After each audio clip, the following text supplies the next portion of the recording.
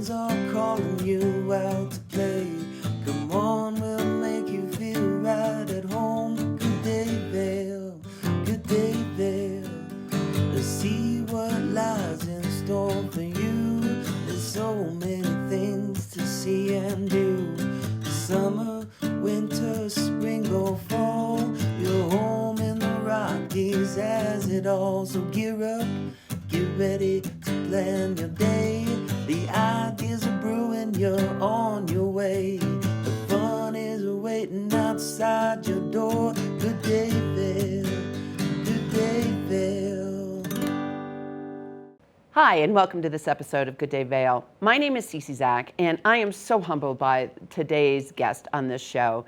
This woman has just had an incredible experiences in her life, and she's going to tell us all about them. And one of the things that you need to know is that she's the first American woman that has climbed both sides of Mount Everest. If you haven't guessed it yet, it's Ellen Miller. This is an episode you don't want to miss, so please stay tuned. This is Good Day Vail. Good day, Vail. Good day, Vail. Hi, and welcome back to Good Day Vail. I am Cece Zach, and I am just so excited about today's episode, as I mentioned in the introduction, and I am humbled to be sitting on the couch with Ellen Miller. Thank you so much for joining us today. And the thing that I really would love to spend time on today is that there's so much press out there in media about what you have accomplished. What I would really love our viewers to learn about is who is Ellen and what makes her get up in the morning. So I'm just so grateful that you said yes to this interview. So just to start with the viewers, why Vail? How long have you been here and why do you stay here? I landed here a little over 30 years ago to manage a tiny little natural food store in what used to be, it's now Solaris, it used to be the Crossroads Shopping Center. It was called Alfalfa's Market. And I moved up from the Front Range from Denver to manage that store. And obviously, after moving to the Vail Valley, I fell in love with it and vowed never to leave because my heart, a big part of my heart, lives in the mountains. So it was a great opportunity for me to, start a life outside of the city and up here in the mountains. So. But the beauty of that is that you say the heart is in the mountains, but you've given your heart to the Vail Valley. Why is that? I feel like early on, living here, I received so much support from the community for my projects, for my mountaineering, for events that we would do through Alfalfa's. And now that I've gotten older, I have taken a lot of joy out of simply trying to give back. The places that I would train on, the trails, and the wilderness trails, the mountain trails that I would train on for my big Himalayan climbs, gave me so much, Cece. They gave me so much in the way of joy and beauty and mental health that now that I'm an older athlete, I can certainly make the time to give back to those places. So. Well, I think you've been giving back to those places in the community since you were born, but that's a whole nother episode. But as it relates to you, what is your passion in life? I love trying to elevate other people. Elevation is kind of the theme of my life, I feel like.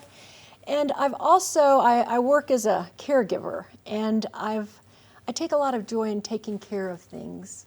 And again, I feel like we are so lucky and so blessed to be surrounded by wilderness, to be surrounded by forest land. But it's a precious asset. It's a precious natural asset that we have here in the Vail Valley, and I just want to make sure that I'm one of the people that contributes to taking care of it.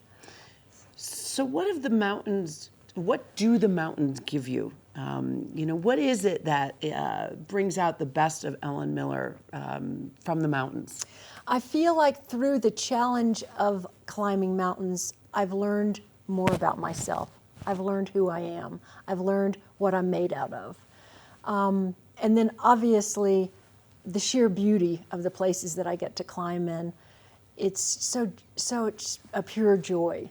I honestly feel like I'm just connected to a much bigger world when I can see those big views and those big perspectives. I feel quite insignificant oftentimes when I'm in the big mountains, So it's humbling for me to be there, but it's the joy. It's the joy and the beauty. So back to your accomplishments, what are just overwhelming and humbling, and they're all in the beauty of the mountains. You know, what have you learned about yourself through all of these unbelievable accomplishments, which if you haven't seen the introduction, you need to go back. But I mean, Ellen is the first American woman that has climbed both sides of Mount Everest. She's a multiple 8,000 meter summit, mountain summit individual. She started so many nonprofits and very focused on trail running. But what are the epiphanies that the mountains have really taught you through all of the work that you've done with them thus far? I think that I'm stronger than I think I am. My endurance is deeper than I think it is. It's resilience that we learn in the mountains. I also think that I've traveled to places that are surrounded by these beautiful cultures. In Nepal, the Nepalese people are just so genuine and gentle and kind. The Buddhists in Tibet, have been so welcoming and kind and warm to me. And I've learned a lot from the cultures that live around the high mountains and surround those high mountains. And the internal aspect of just being able to do more than I thought I could do. So. And how have you taken those epiphanies and brought them to others thus far? I feel like I can encourage others through my storytelling of my own experiences in the mountains. So, for example, back when I used to be an endurance coach, I could bring those experiences and tell the people that I was coaching about those. And then also now, I draw on those former experiences of resilience, of toughness, of patience. Patience, key virtue. Those kinds of profound lessons that I've learned in the mountains have come in handy as simply an aging athlete. Honestly, I've been through a number of hip surgeries, and I'm really glad I had that experience of being a climber to draw on when I had to be so patient, and methodical and focused on my healing process. So. Well, do you mind sharing with the viewers, what you did post 2 hip surgeries? You're an extraordinary mountain endurance athlete, but I think people need to recognize that, when you are challenged with physical things that kind of take us backwards from what we love to do, please share with the viewers, what you were able to endure post 2 hip surgeries. Well, I think learning how to refocus, maybe not focus so much solely on my athletic interests, but learning about different facets of myself. I think that's when I started thinking more about the Climb for Literacy or getting involved more in my community. But I think going through several surgeries and the recovery process has been it's been a learning experience for me, and it's been very positive. In the end of the day, those recoveries were just as positive as any mountain I climbed, honestly.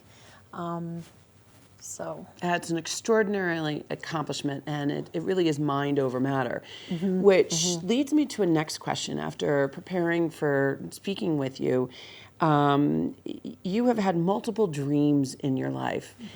And the process in which you develop your dream in itself is just an extraordinary life lesson for myself and others. Will you tell our viewers a little bit about one of your biggest dreams and how what that process was to get to the dream and how you accomplished it? I think one of the biggest dream, obviously, was climbing Mount Everest. So it was 20 years, Cece, of baby steps and climbing smaller mountains and learning climbing skills and meeting different people. I think these days a lot of people want instant gratification. And for me, it's been a long, slow, methodical process.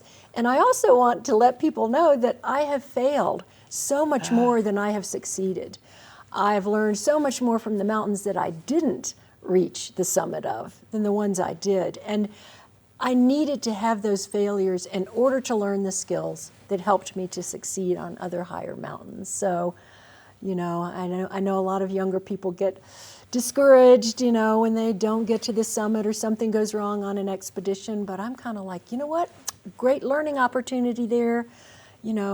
Think about everything you can learn from that experience, and next time use those lessons on the next attempt of a mountain. So, I think people tend to focus a lot just on what I've succeeded on, but I just want to let everybody know I have failed. There have been a lot of mountains I didn't get to the top of. I love that. And it begs another question too, is that you've just been so vulnerable to us about this. And how can we help viewers recognize that they should be comfortable with that vulnerability of failure? I know you coach a lot of endurance athletes here in the Valley, and you've been wildly successful in teaching U.S. Trail running teams to national championships and world championships. But there's a lot of failure that they have too. So what do you tell them, those young people that get frustrated? I think I try to to have a lot of empathy initially when someone has, when someone has failed. But after a little bit of time, I'm the one that's going to say, get back up. Get back on up. the horse. Stand up. Take one step forward. Yeah. Take another step forward. It's just baby steps. It's one step at a time. And I still have to remind myself of that lesson often. Ellen, get back up. Just stand up, focus forward, and learn the lessons where you can, but keep focusing forward. So life is so short. Yes, it is. Life is so short, and I just kind of feel like it's fleeting, and so we don't have a lot of time to waste and to just let time slip away, because especially I feel like as an aging athlete, you realize time is limited. So, and we all have so much to give, and it's not just about giving for ourselves, but it's about giving to the greater good of humanitarianism or humanity. So with that, I am going to ask our viewers to stay tuned to Good Day Vail with Ellen Miller. Please do not miss the second half of this episode, where we really focus on how you can make a difference here in the Vail Valley by listening to how Ellen has just had an extraordinary impact in this valley. So come right back with us. I'm Cece Zach. Good Day Vail. Good day, Vail. Good day, Vail. Welcome back to Good Day Vail. This is a special interview with Ellen Miller, who to me is just a rock star inside and out and outside and upside down. I just am thrilled to have you here. And as we were just discussing during the break, Ellen, one of the things that you had mentioned that you achieved when you climbed Everest was that you got closer to God. Mm-hmm. So I know our viewers can really relate to that because they live here in the mountains, and there's a reason why they're in the mountains versus someplace else. So just tell us a little bit about that soulfulness that you experienced by living in the mountains and climbing these mountains. I feel throughout history, mountains have been associated with reverence and with being closer to the heavens, being closer to God. And when I would travel, especially in Tibet and Nepal, there is a deep spirituality that surrounds Mount Everest, Tibetan Buddhism. And some of my favorite times in my life are the memories. I cherish the memories that I spent in monasteries there and with my Sherpa friends there, and seeing their ritual and seeing their devotion, and learning from them that these high places are a place of reverence, not of ego. We go to the mountains to touch a higher part of ourselves, to touch a higher part of the earth, but they're not necessarily a place where we want to,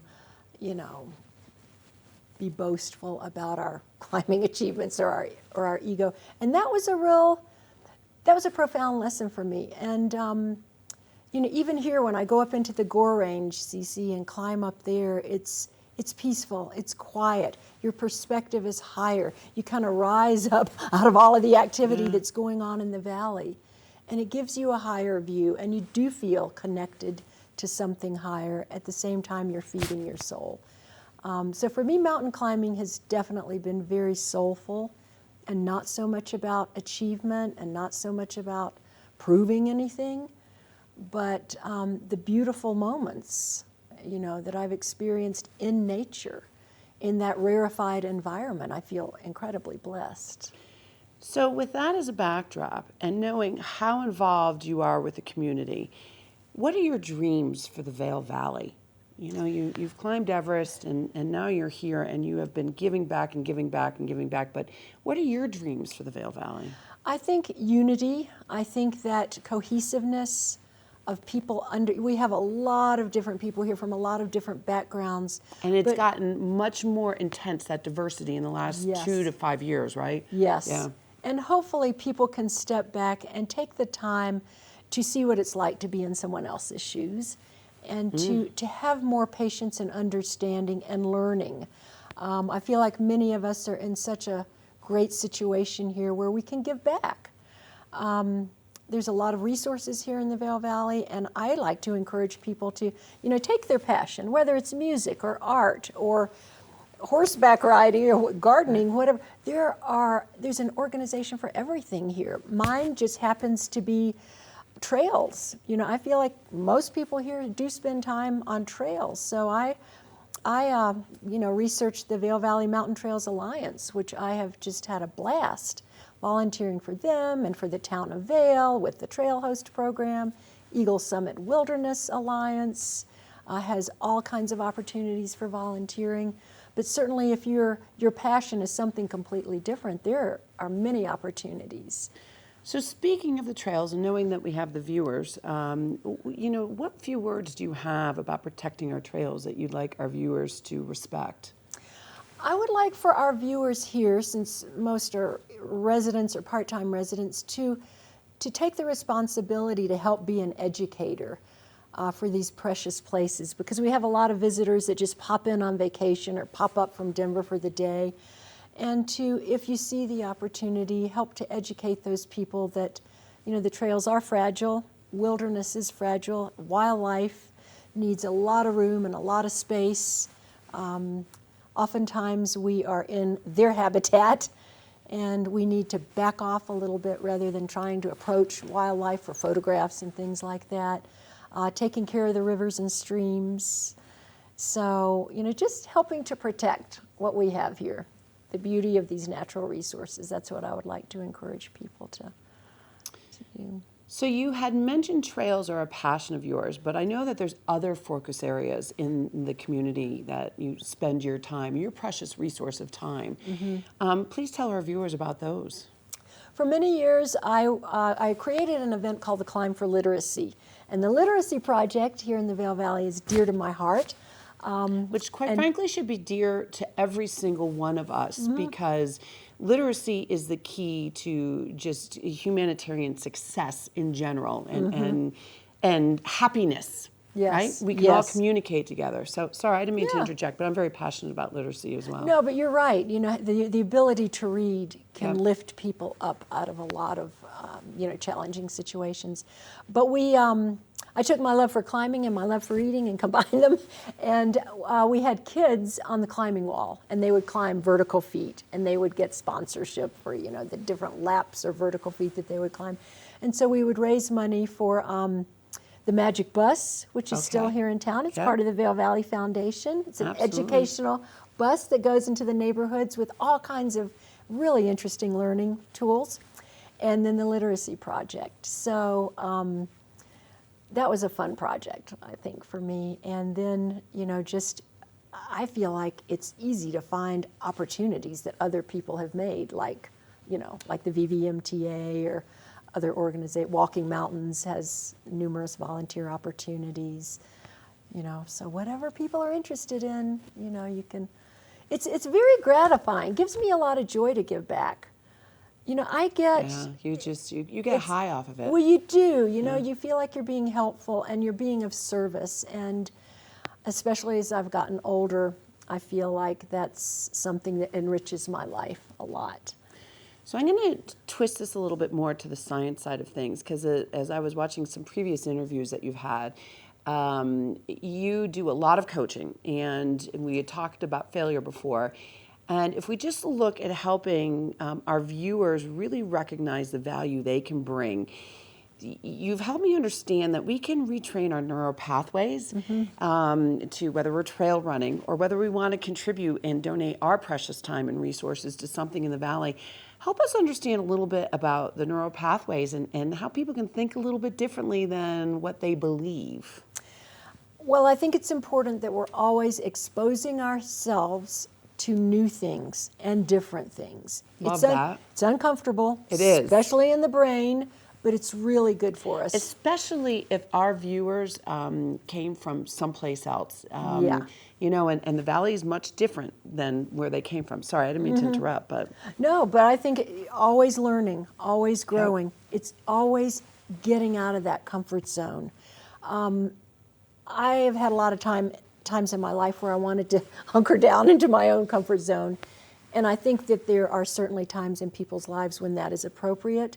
But I think when we're healthy and we're feeling well and things are going, that's when we need to get outside of our comfort zones. And it's so good for our brains.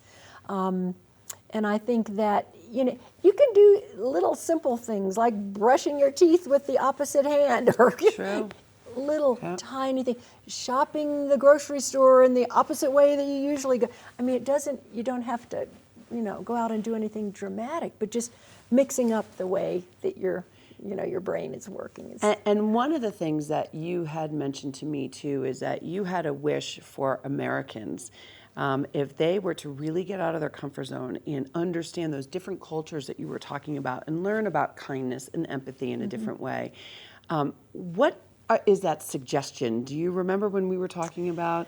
Well, I think that a lot of us are so quick to react these days with our judgments. And as Viktor Frankl said, in between the stimulus and the response, there is a space. And within that space really lies our power. And I just like to encourage people that before we react so quickly, if we can just step back and take a breath and take a moment to think and to calm down and to try to be kind and thoughtful and patient.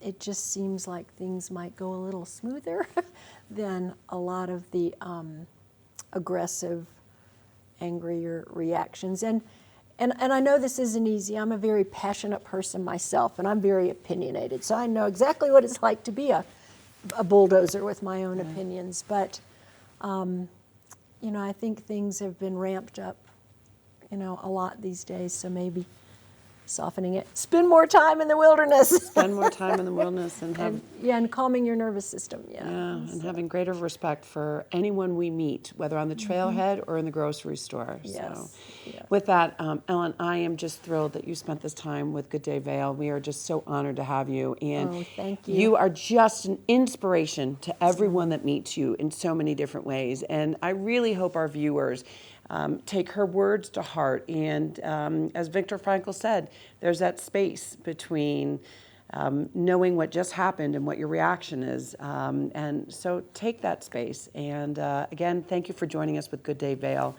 We look forward to having you with us the next time. And I know that we are ending with a beautiful photo of Ellen living life to her fullest. So may us all do that as well. I'm Cece Zach. Good Day Vail. We'll see you soon. On your way, the fun is waiting outside your door. Good day.